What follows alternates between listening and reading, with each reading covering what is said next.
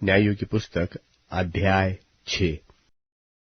यहोवा का दूत आकर उस बांज वृक्ष के तले बैठ गया, जो ओप्रा में अबीएजेर की योआश का था, और उसका पुत्र गिदोन एक दाखरस के कुंड में गेहूं इसलिए झाड़ रहा था कि उसे मिद्यानियों से छिपा रखे।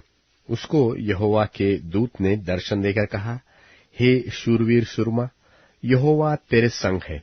गिदोन ने उससे कहा, हे मेरे प्रभु, विनती सुन। यदि यहोवा हमारे संग होता तो हम पर यह सब विपत्ति क्यों पड़ती, और जितने आश्चर्य कर्मों का वर्णन हमारे पुरखा यह कहकर करते थे कि क्या यहोवा हमको मिस्र से छुड़ा नहीं लाया, वे कहाँ रहे। अब तो यहोवा ने हमको त्याग दिया और मिद्यानियों के हाथ कर दिया है। तब यहोवा ने उस पर दृष्टि करके कहा, अपनी इसी इच्छा शक्ति पर जा, और तू इस्राएलियों को मिद्यानियों के हाथ से छुड़ाएगा। क्या मैंने तुझे नहीं भेजा? उसने कहा, हे मेरे प्रभु, विनती सुन। मैं इस्राएल को क्यों कर छुड़ाऊं?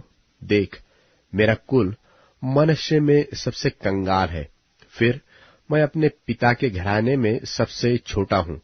यहोवा ने उससे कहा, निश्चय मैं तेरे संग रहूंगा, सो तू मिद्यानियों को ऐसा मार लेगा जैसा एक मनुष्य को। गिदोन ने उससे कहा, यदि तेरा अनुग्रह मुझ पर हो तो मुझे इसका कोई चिन्ह दिखा कि तू ही मुझसे बातें कर रहा है। जब तक मैं तेरे पास फिर आकर अपनी भेंट निकालकर तेरे सामने न रखूं, तब तक तू यहां से न जा। उसने कहा, मैं तेरे लौटने तक ठहरा रहूंगा। तब गिदोन ने जाकर बकरी का एक बच्चा और एक एपा मैदे की अखमीरी रोटियां तैयार की। तब मांस को टोकरी में और जूस को तसले में रखकर बांज वृक्ष के तले उसके पास ले जाकर दिया। परमेश्वर के दूत ने उससे कहा, मांस और अखमीरी रोटियों को लेकर इस चट्टान पर रख दे और जूस को उंडेल दे। उसने ऐसा ही किया।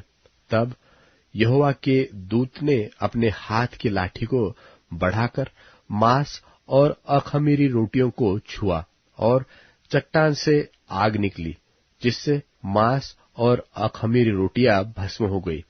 तब यहोवा का दूत उसकी दृष्टि से अंतर्ध्यान हो गया।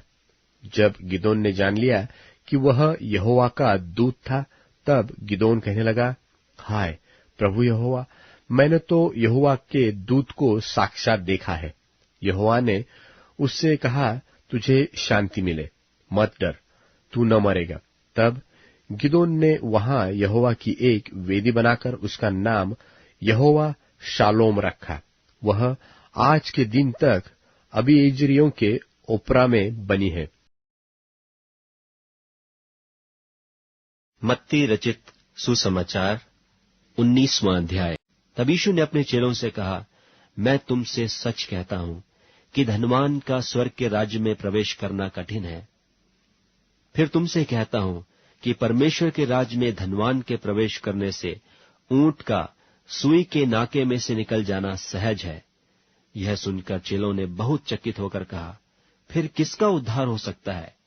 यीशु ने उनकी ओर देखकर कहा, मनुष्यों से तो यह नहीं हो सकता, परंतु परमेश्वर से सब कुछ हो सकता है।